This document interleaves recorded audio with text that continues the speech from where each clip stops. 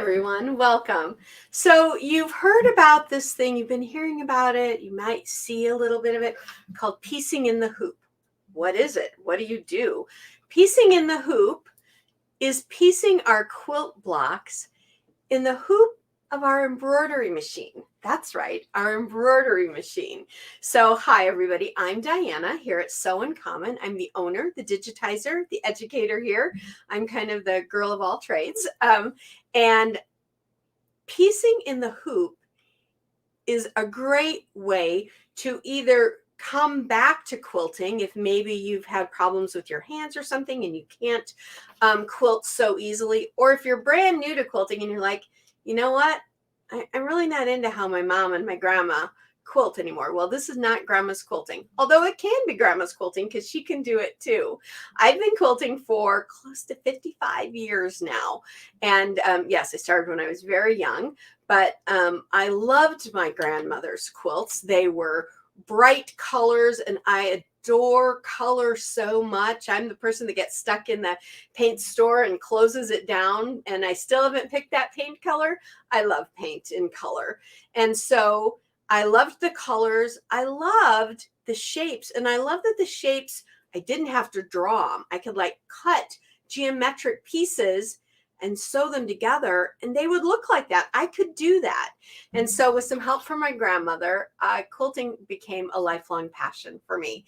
And after I left my career of university teaching, I have come to want to share this with you guys and be your educational resource here at Sew Uncommon. So this is also our 4th week of June block of the month video. And if you've been with us for a while, and I know so many of you have, you know that typically on the 4th week of the month, we do a live.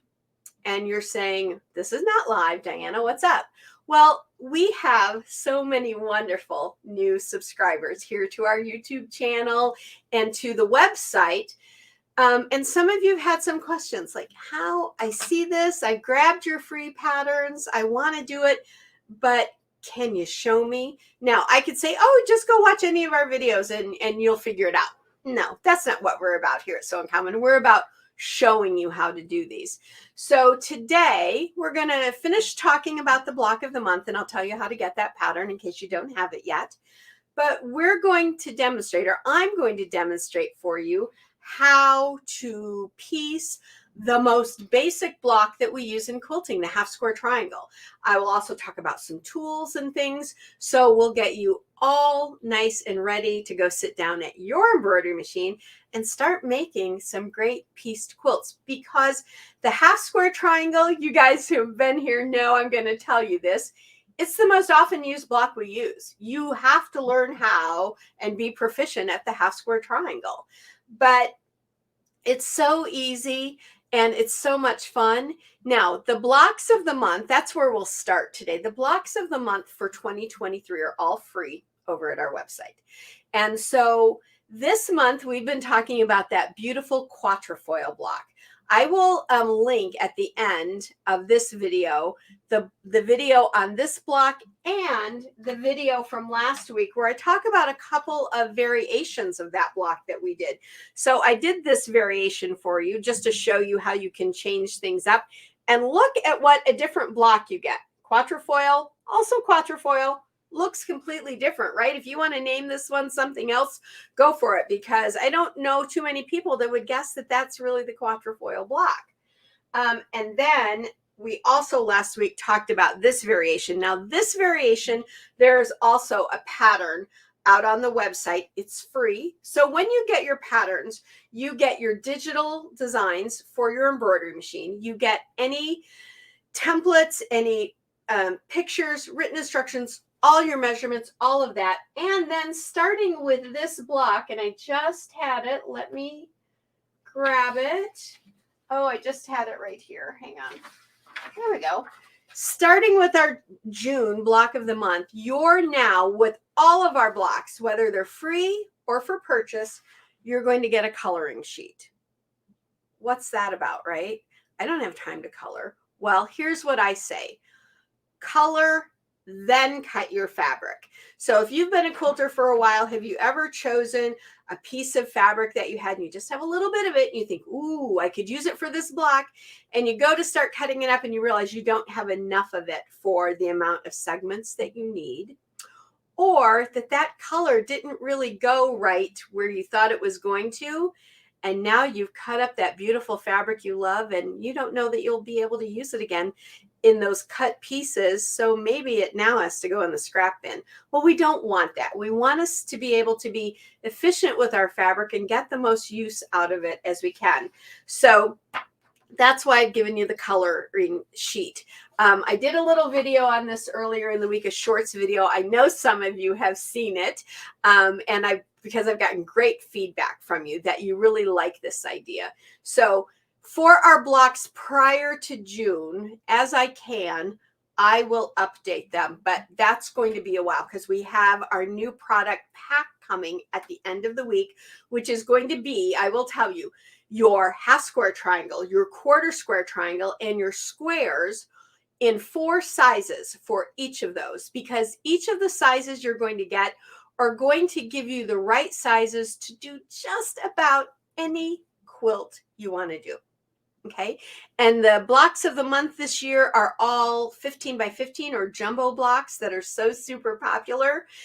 So you could do jumbo blocks, or you could do this block smaller, or some of our other blocks smaller if you wanted to do them. So all of that's coming. And so please be on the lookout, because there's going to be an announcement come out about when we're going to do the big grand unveiling, because we're announcing the winner, the person who helped us name the product, and the runners, the 2 runners up. And that's coming towards the end of this week, like at the very end, like Sunday kind of thing. Even though Sunday will be July 1st, we're gonna do this too. And I think we're gonna do it live. And speaking of live, guys, here on the here on the YouTube channel, go up to the top where you see all the little tabs, click where it says post. There is a poll there. Several of you have said, Diana, I can't come on the 4th week of the month, we typically have a live. And a lot of you said, I can't come live on a Sunday. So I have put a poll up with several dates, days of the week, and time. They'll be the 4th week of the month, but I need you to vote so that I know best when to plan that during the 4th week of the month. Because if it works best to have it on a Wednesday or a Wednesday night or a Thursday morning, we'll do that. There's been a few people that vote, but I need each and every one of you, please, please, please, when you are done watching this video, and maybe when you're done watching the quatrefoil videos, go grab that poll and please vote. It'll take you like 2 seconds to do it, okay? And then, again, I will show you at the end how to get all of these free variations and the original as well. So much coming up. I'm just telling you, I just feel like sometimes I feel like I catch myself coming and going. But now we're going to talk about how to piece a half square triangle, or HST, in the hoop. And this is for all the newbies, or for anybody who's been doing it for a while. Maybe you've been doing this under someone else's technique and you want to start doing the patterns here from Sew Uncommon. This will be good for you to see how we piece in the hoop, because there's not too many of us out there piecing in the hoop yet. And so my technique is really based on how we do it in a traditional way, bringing that component to the technology that we can do with our embroidery machine. Or if you've been with us for a while and you know how to do this, it's a good refresher. It's always a good refresher, right? I even go back and refresh myself sometimes on things that I've learned. So let's go ahead and go over to the camera and let's talk about the half square triangle. So this is the half square triangle. Now, basically what it is for folks that are new, because I know some of you have never quilted before and you want to start because of this technology that we're using.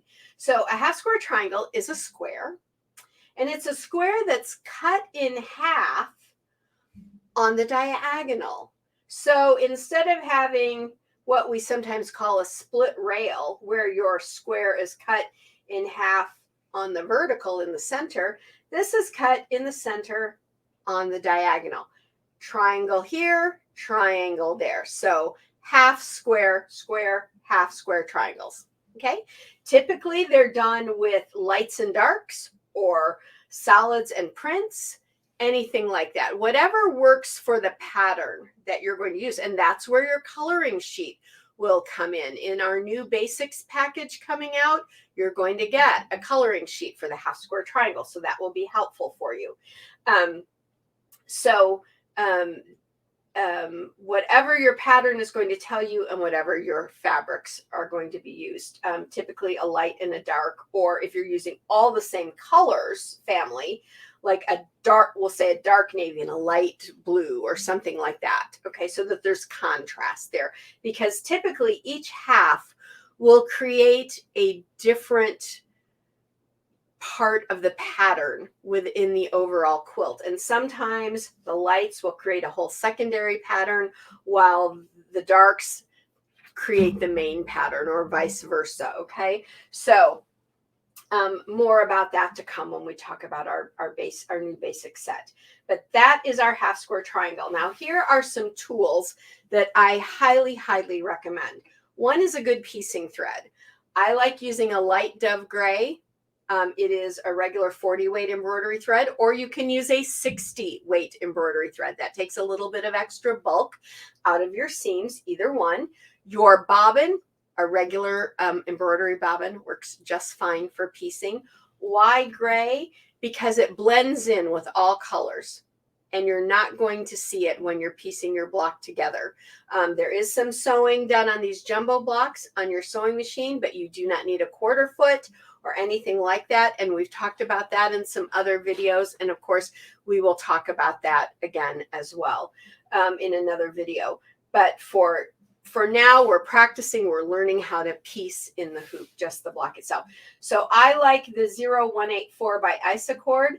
I typically don't like to use a shiny thread for my piecing thread, because I feel like my shiny threads I should really use for my finished quilting that we also do with our embroidery machine. So like Floriani or Exquisite by Dime, two beautiful threads, and I love them both and I use them both.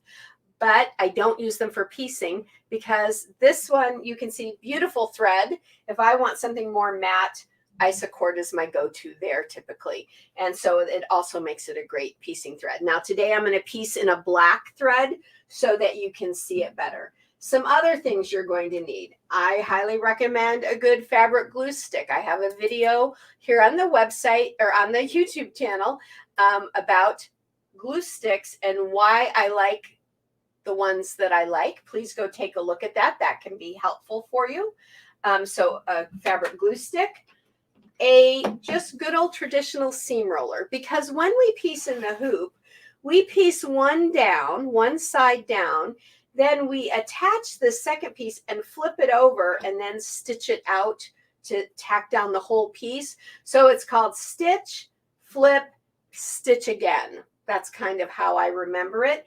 And so when you flip this piece, it can be helpful to kind of flatten that seam out with a seam roller. And I don't take the time to dig out an iron and do all of that stuff during the piecing itself.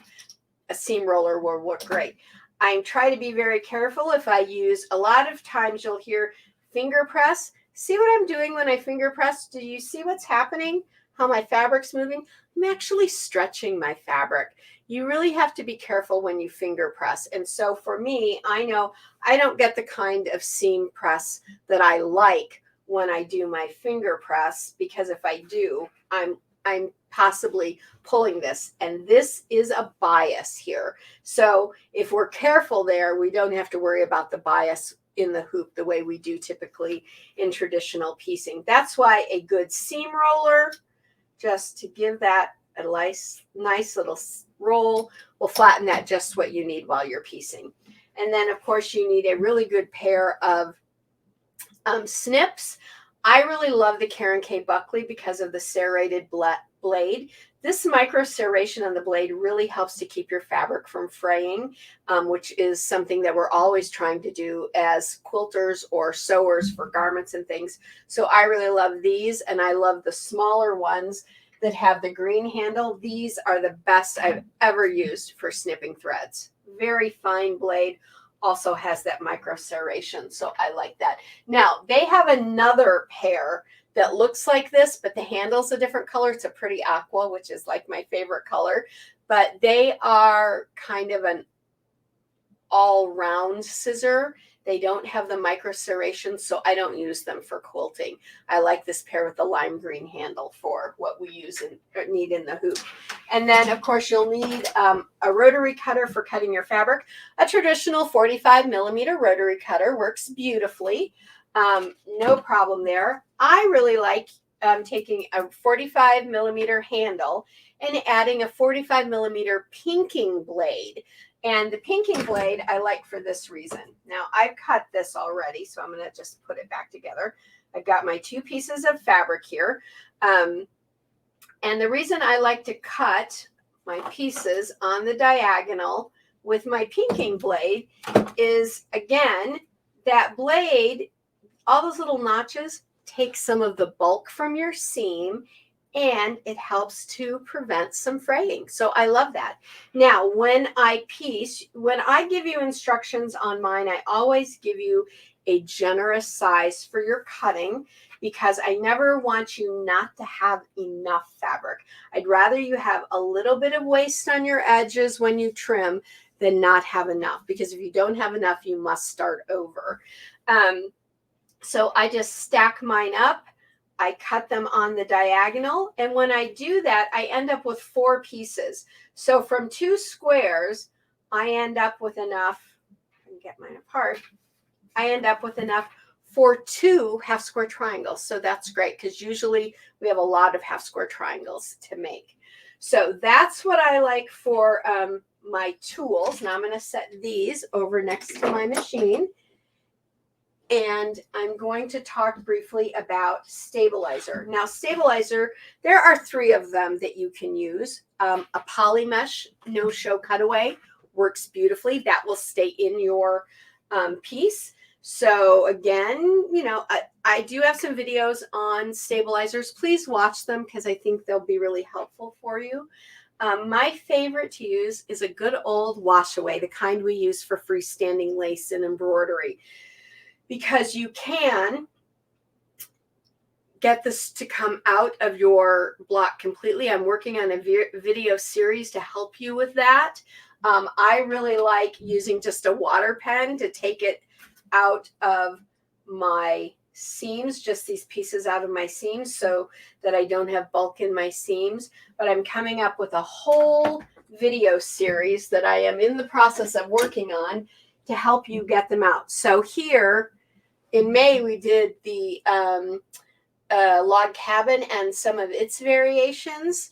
I did it all with wash away stabilizer, and I was able to get all of the stabilizer out. Nobody would ever know I didn't sew that, either by hand or on my machine. Okay, so I really love it, because then when I go to quilt and things like that, I am not working through this extra layer. Or if you're someone that wants a completely natural stabilizer, another one that we worked on back at the beginning of the year was a lightweight muslin. So just a lightweight cotton muslin. It works beautifully. It's not really much thicker than this. Again, it will stay in, which over time will help with longevity to your with your piece, with your quilt. But my new favorite really is this wash away. And that video series is coming. All right, I'm going to now bring back in, I'm going to remove this and bring myself back in, and I am going to prop my other camera, because we're going to go over to the embroidery machine, and we are going to piece our half square triangle in the hoop. So let's bring up our machine. There we go.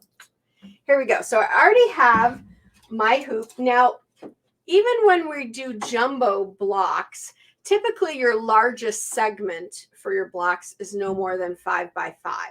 So I love this 6x6 hoop that I can use on my brother and my baby lock machines, but you really only need a 5x7. If you're going to do a much smaller, like a 2-inch or 3-inch blocks, you could use a 4x4, but with this 6x6, with those, I can get a few in here at a time.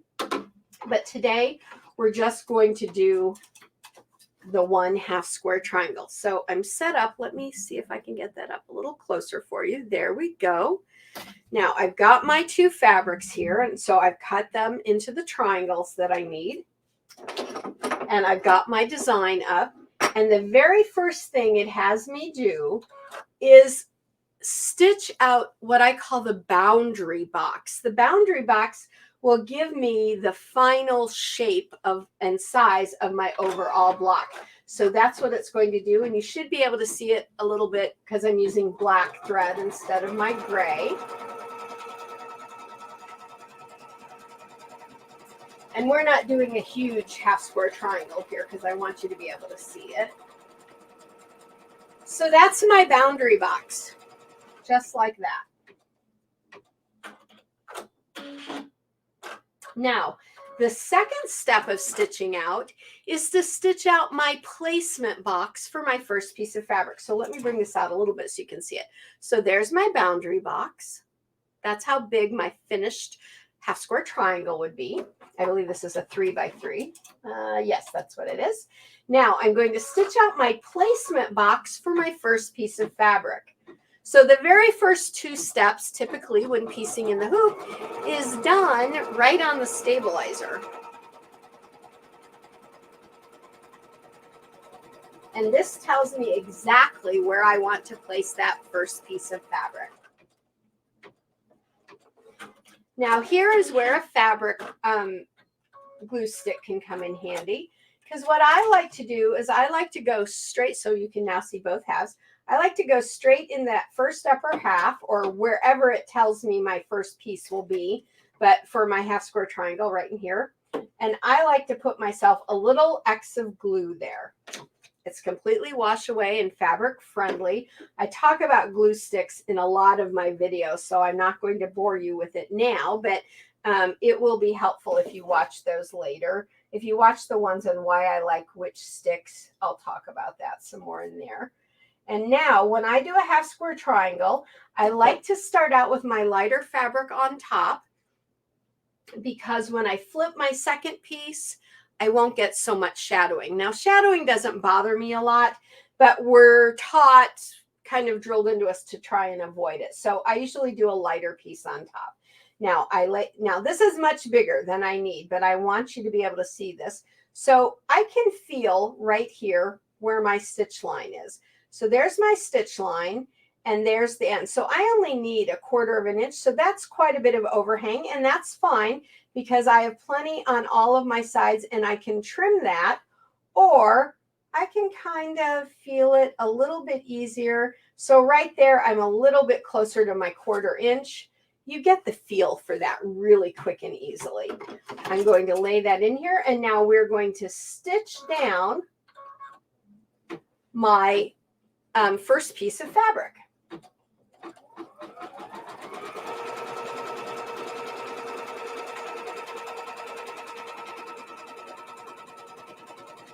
Now, I don't want you to get super hung up about measuring to make sure you have a 1/4 inch there. I've given you plenty of fabric. I could have centered that and then trimmed it. But it's kind of a game I play with myself.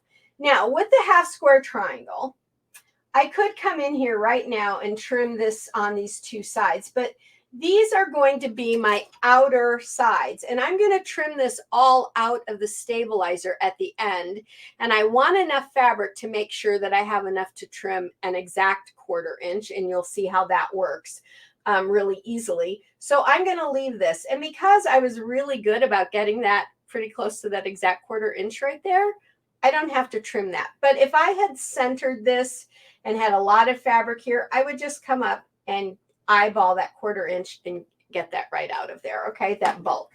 Now, with piecing in the hoop, there's basically 2 rules. First piece of fabric is always laid down right side up, like you see here. second pieces of fabric and all subsequent pieces of fabric are always laid down on top of the last one, right sides together, just like we see there.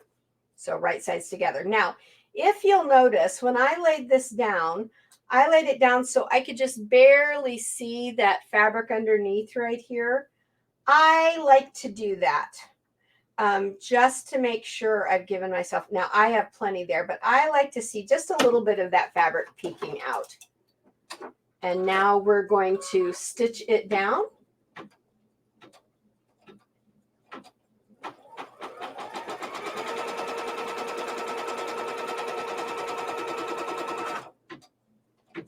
And all of these lines are built into the pattern so that you get they're correct for where they need to be placed and everything. So now I'm going to place a little bit of my glue stick right in this second triangle, because now I'm going to do the flip. I'm going to take this fabric and flip it. Now I can take my seam roller. I'm going to lay this down here, and let's just bring our camera down a little bit. There, you can see. And I've pulled this over and laid it, and I've just kind of tapped it right there where that glue is, so it's stuck. Now I'm going to take my seam roller and give it a good press there. That's all I need for doing this at the piecing stage. And now I'll bring this back up. And now we're going to finish piecing this down.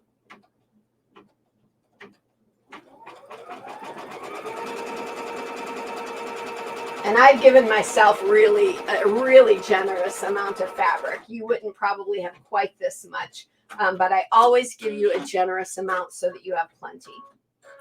Okay, and the very last thing that we do when we piece in the hoop is I run another border box around here so that wherever these fabrics come together, they're tacked down together. And the one thing that you can do if you want to be extra careful is you can take your embroidery tape and you can place a little piece of embroidery tape right over each of the places where the fabric joins. Now, I know because of how I have my foot, the height I have my foot at, it's not really a problem, but I'll place that piece there just so you can see how it works. And then when it comes around this way, it doesn't have a chance to hook because it's going in that direction. So I'm just going to place that one little piece there so you can see how that works. But you don't need to place it all the way around unless you're doing a block where you've got a ton of overlapping fabric. Then you might want to do that. And that's typically when I do it, is if I have a lot of places like that. But you could also use a stylus and just hold it down while it's going around. Hold your fabric down out here so it doesn't do that either. So now I've done my final step. There's my block. Okay, so now let's go back to our main camera, and I'm going to bring up our other camera, and we're going to talk about how we cut this out of the stabilizer, because that's really your last step. And what I like to do when I'm doing my piecing is I like to piece a whole bunch of them, and then I like to cut them all at the end. I like to get all the piecing done, and then I do the cutting. And then I go in, I take out any of the tape that I might have used and things like that. Because typically this process moves so quickly, you don't really have time to try to cut a piece out and turn back around here and do your piecing. So do all the piecing, do all the cutting. I think it's a more efficient way for you to do it. It's like when we would piece on the sewing machine and we would piece everything like a chain. We would chain them all together for efficiency. That's kind of this. Piece, then cut out of your thing. Also, if you're moving back and forth really quickly, that's when this little guy is going to cut your finger. And ask me how I know. Just a few weeks ago, and it's in one of the videos, I cut myself with a rotary cutter for the very first time. And it was because I was busy. I wasn't paying attention. I got my finger right in the place. And actually, it was this finger because I ended up with it being right here. bad deal. And because I was using a pinking blade, I have a scar there that now has a wibble in it because I didn't think when I cut it on air it was that deep. And so I wrapped a tissue around it, and by the time I was done, I had blood running down my arm. It was very deep, had a little stitch there. So let's be careful when we're using our rotary cutter. Now let's flip back to our other camera, and let me grab my screwdriver here that takes my hoop apart. There we go. I'll set my hoop out of the way. Now, here is my block. Okay, can you see the black stitch? I think you can see it pretty well right here. See this black stitch? That's your boundary. That is where this block is finished. Well, when we sew these together, we know typically we have to have a 1/4 inch. Let's look at this one. See how there is a 1/4 inch from this sewn line out? That's because when we cut this out, we're going to cut it out at a 1/4 inch. And then we have that perfect 1/4 inch. And then this line becomes the line that we use for sewing them together on the sewing machine. So no 1/4 inch foot needed when we're at the sewing machine. So let's bring back in our ruler, and we're going to find the 1/4 inch mark on the ruler. We're going to place it right on that stitched line. Now, I like using a little pair of magnifiers because I can be blind as a bat. So it helps me see that my 1/4 inch is sitting on that black sewn line. And then I'm going to take my rotary cutter and cut all the way across. Now, this piece into the garbage. This piece is big enough that I'm going to put it in my little scrap box because we are collecting scraps this year, because at the end of the year we have a fun new project and technique that we're going to do together. And I'm thinking when we do this, we might do this as a live, maybe even on Zoom, where we could all get together and do that. Let me know in the comments if you'd like, when we do this, if you'd like to get together on Zoom to do it, because it can be really fun. Now I'm just going to keep doing that all the way around my square. And again, like, so that piece is good. I'll keep that one. Throw the stabilizer away. And so you see, I'm getting a nice 1/4 inch out here. And I'm taking some of my bulk out by using my pinking blade. I really come to love using my pinking blade for that. Now, these two pieces, those are just going to go in the garbage. Even I have limits to how small a piece I'll save. And here we go on our last side. Put that away and always close that off. And then what I like to do, again, to help get some bulk out, and those of you who've been with, I hope this is just a nice reminder for you, but for the newbies, I know this will be helpful. I like to just come off and do all 4 corners. I don't come down to the stitch line. I just come out here. Like if I'm doing a pinking blade, see how you get that first little dip right there? That's kind of where I take it off at a diagonal, and then I just throw those away. And that kind of rounds off my edges a little bit and takes some of the bulk out of my seams as well. Now, right now, this still has my wash away stabilizer in it. If you're going to go and press these now with your iron, do not use steam. Do not use anything that will wet this.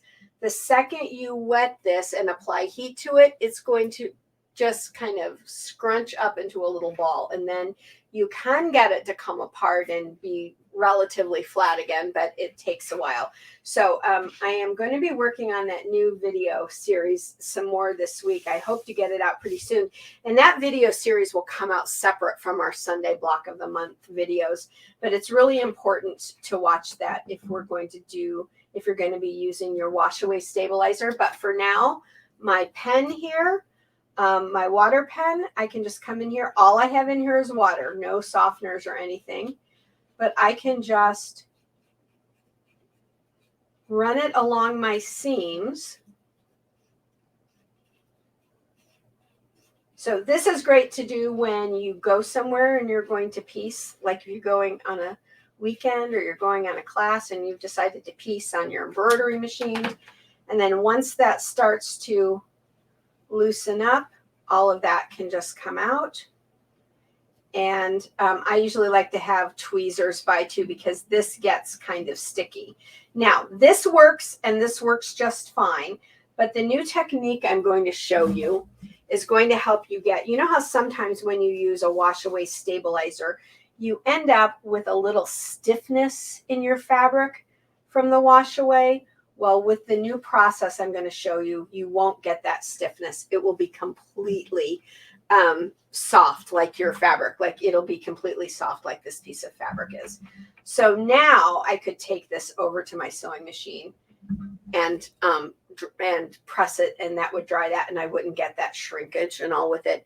And with the new process that I'm going to do in this video series, I measured my blocks before and after. There was no shrinkage at all. So I love that idea. So that, folks, is your half square triangle. And wasn't it simple? So this is a 5-inch, that's a 3-inch, so you can kind of see the difference there. But wasn't it simple to piece in the hoop?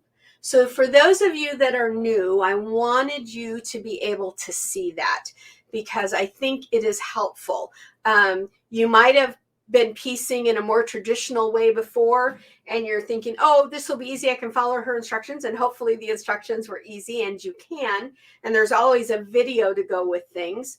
But I thought showing you this and kind of helping you out, because we have the new product and all coming out as well, would be helpful for you. And I hope it was. So let's remind you, if you still need to get your free quatrefoil block or your free quatrefoil variation that looks like this one that has the extra piece in it, please go to www.sewincommon.com.